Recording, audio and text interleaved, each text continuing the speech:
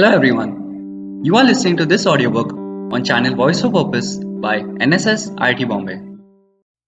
You are listening to Chapter 3 of the book The Adventures of Tom Sawyer, written by Mark Twain. Tom presented himself before Aunt Polly, who was sitting by an open window in a pleasant river apartment, which was bedroom, breakfast room, dining room, and library combined.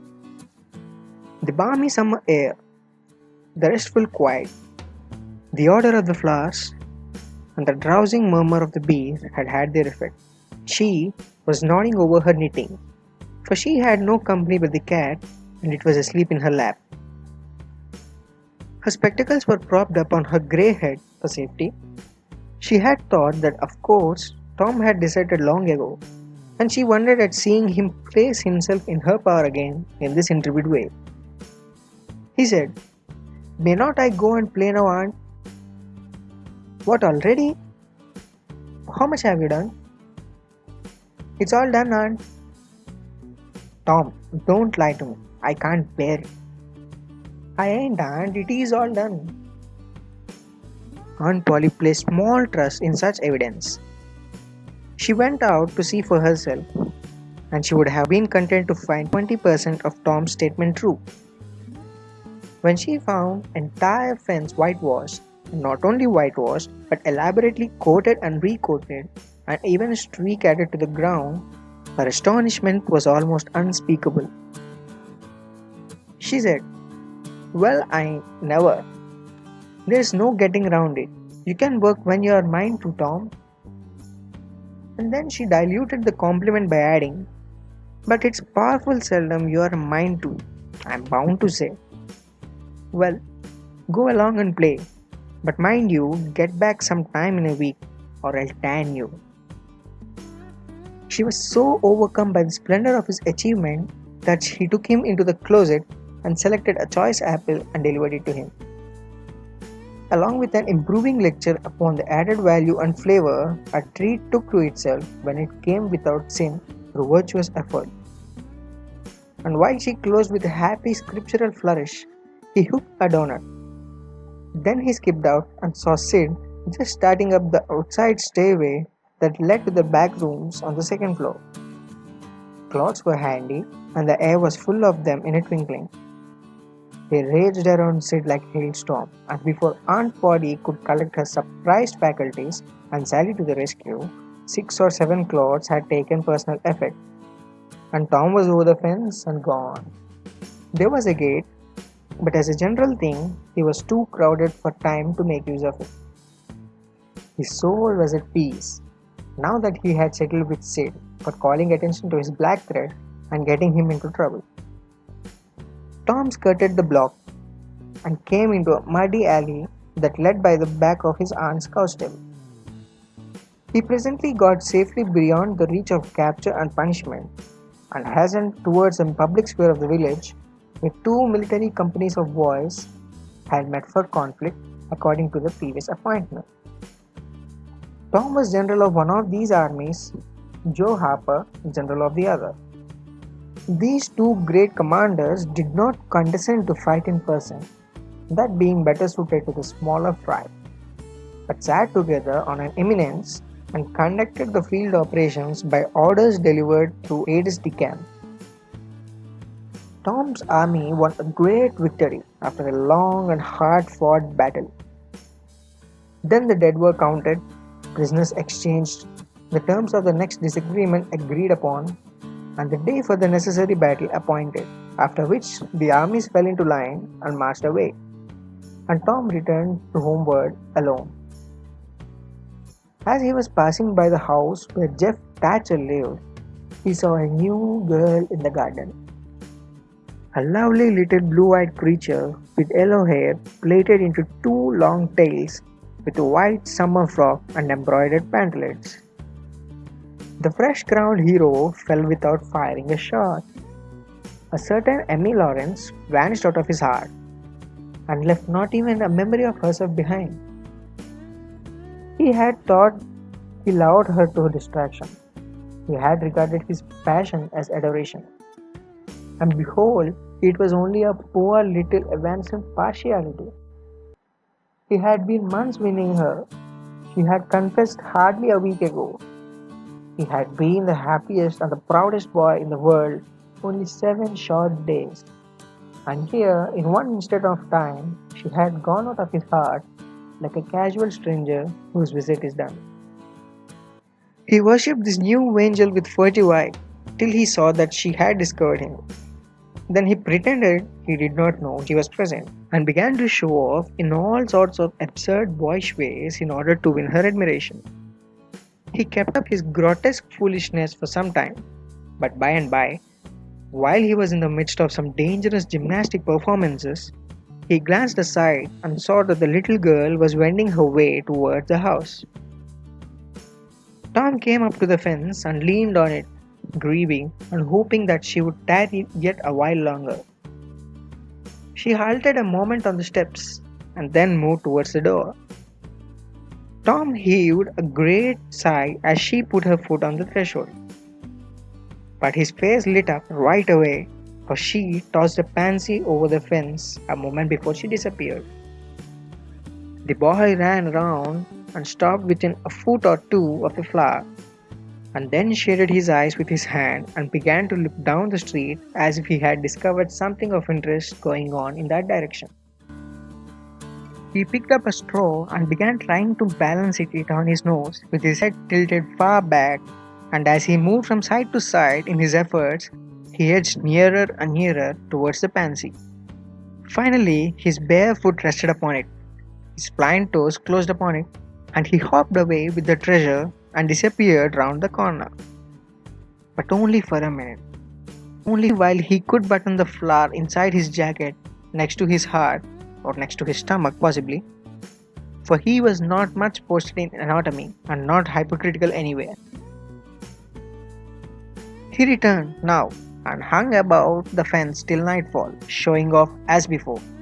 But the girl never exhibited herself again, though Tom comforted himself a little with the hope that she had been near some window meantime and been aware of his attention. Finally, he strode home reluctantly, with all his poor head full of visions.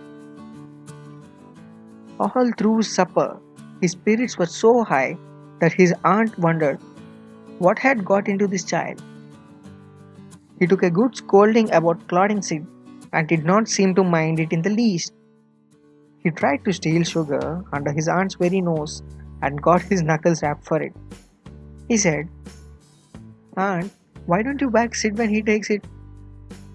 "Well, Sid doesn't torment a boy the way you do. You'd be always into that sugar if I wasn't watching you."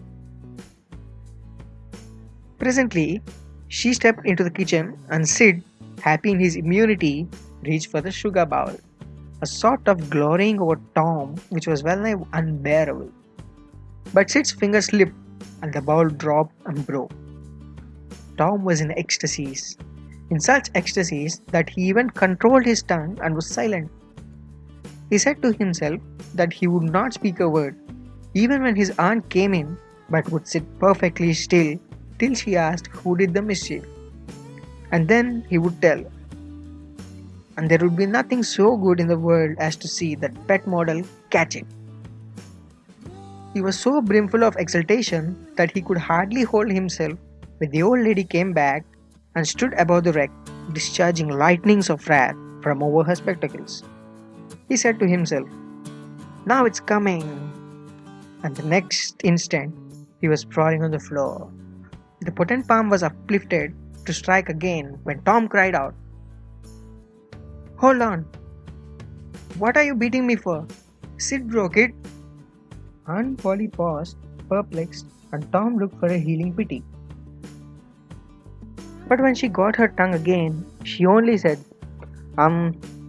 Well, you didn't get a lick amiss, I reckon. You been into some other audacious mischief when I wasn't around, like enough." Then her conscience reproached her, and she yearned to say something kind and loving. But she judged that this would be construed into a confession that she had been in the wrong, and discipline forbade that. So she kept silence, and went about her affairs with a troubled heart. Tom sulked in a corner and exhaled his woes. He knew that in her heart His aunt was on her knees to him, and he was morosely gratified by the consciousness of it. He would hang out no signals, he would take notice of none. He knew that a yearning glance fell upon him now and then through a film of tears, but he refused recognition of it. He pictured himself lying sick unto death, and his aunt bending over him, beseeching one little forgiving word, but he would turn his face to the wall and die with a word unsaid. Ah, how would she feel then? And he pictured himself brought home from the river, dead, with his curls all wet, and his sore heart at rest. How she would throw herself upon him, and how tears would fall like rain, and her lips pray God and give her back her boy, and she would never abuse him any more. But he would lie there, cold and white, and make no sign, a poor little sufferer, whose griefs were at an end. He so worked upon his feelings with the pathos of these dreams that he had to keep swallowing. His eyes swam in a blur of water, which overflowed when he winked and ran down and trickled from the end of his nose. And such a luxury to him was this petting of his sorrows, that he could never bear to have any worldly cheeriness or any grating delight intrude upon it. It was too sacred for such contact. And so presently, when his cousin Mary danced in, all alive with the joy of seeing home again after an age-long visit of 1 week to the country, he got up and moved in clouds and darkness out at one door, as she brought song and sunshine in at the other. He wandered far from the accustomed haunts of boys and sought desolate places that were in harmony with his spirit. A log raft in the river invited him, and he seated himself on its outer edge and contemplated the dreary vastness of the stream, wishing the while that he could only be drowned all at once and unconsciously, without undergoing the comfortable routine devised by nature. Then he thought of his flower. He got it out, rumpled and wilted, and it mightily increased his dismal felicity. He wondered if she would pity him if she knew. Would she cry, and wish that she had a right to put her arms around his neck and comfort him? Or would she turn coldly away like all the hollow world? This picture brought such an agony of pleasurable suffering that he worked it over and over again in his mind and set it up in new and varied lights, till he wore it threadbare. At last he rose up, sighing, and departed in the darkness. About 9:30 or 10 o'clock, he came along the deserted street to where the adored unknown lived. He paused a moment, no sound fell upon his listening ear. A candle was casting a dull glow upon the curtain of a second-story window. Was the sacred presence there? Climbed the fence and threaded his stealthy way through the plant till he stood under that window. He looked up at it long and with emotion. Then he laid him down on the ground under it, disposing himself upon his back, with his hands clasped upon his breast and holding his poor wilted flower. And thus he would die, out in the cold world, with no shelter over his homeless head, no friendly hand to wipe the death damps from his brow, no loving face to bend pityingly over him when the great agony came.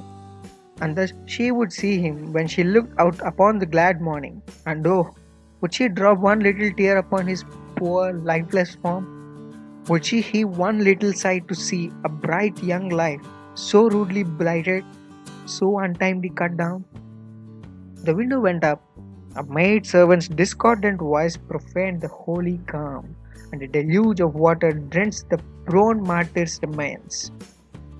The strangling hero sprang up with a relieving snort. There was a whiz as of a missile in the air, mingled with the murmur of a curse. A sound as of shivering glass followed, and a small, vague form went over the fence and shot away in the gloom. Not long after, as Tom, all undressed for bed, was surveying his drenched garments by the light of a tallow dip, Sid woke up. But if he had any dim idea of making any references to illusions, he thought better of it and held his peace, for there was danger in Tom's eye. Tom turned in without the added vexation of prayers, and Sid made mental note of the omission. So, hope you guys had fun. Please like, share, and subscribe to this channel for more interesting audiobooks.